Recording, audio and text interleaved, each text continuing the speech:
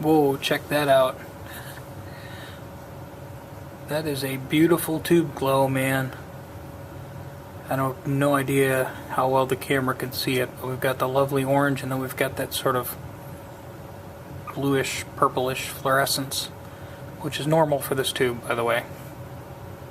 That is a 807 vacuum tube. It's actually a vintage General Electric, and it is powering a completely single-ended tube amp that puts out about 12 watts, and it is the Braddock amp by Mr. V, and I'll give you a little bit of a story and we'll take a look at it. But it's a custom handmade amp that me, myself, and I and a friend of mine who's a veteran of this helped out a little bit too, but I did all the work, darn it.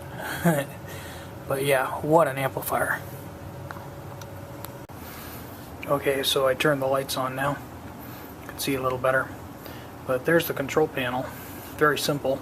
On, off, fuse, light bulb, tone knob, which is more or less treble, and volume. Then we have our two inputs, 1 and 2. This is the less gain input, and this is the absolutely insane over-the-top gain.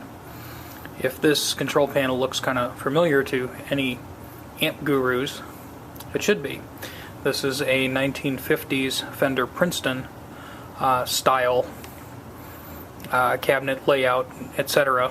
But the Princeton only used a single 6V6 and only gave it about 5-ish watts.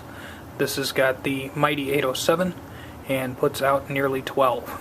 And holy smoke is it loud. To actually calm this amp down, instead of a 12AX7, I had to use a 5751 just to keep it under control a little bit. The goal with this thing was to try to get as loud of an amp as we could get in a package that you can carry around.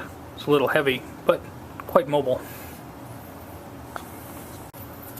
There's a little bit more of a gut shot for you. For those of you who can see, that is a Weber ceramic blue pup speaker, which is a similar cone to the Celestion Alnico Blue. So it's a sort of a Voxish cone style speaker. Tends to have rich treble, which is sort of necessary.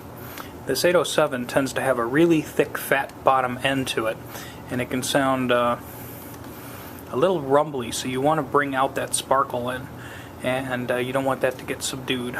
So, great speaker, and there's like 400 volts running under that cap, so I'm not going to touch it, even though it looks like I am in the video. I'm not that dumb. Oh yeah, and Weber's Lauren design actually used a solid state copper cap rectifier, where we're using a GZ34 here, because I like tube rectification better. Okay, so I suppose we'll take a listen to how it sounds. Our volume is only at 2 of 12, and tone's about halfway up. Guitar today is an Ovation Viper, which is a single coil guitar. Probably sounds a little bit, it's a bit more natural fit for this amp, because it's a bit more trebly.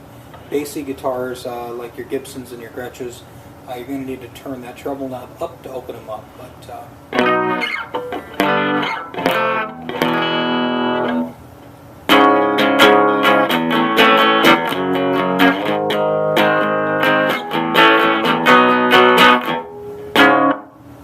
so easily just a big sounding amp at no volume. It's already plenty loud. I don't know if this puny little camera speaker can take it, but let's try the volume at 5.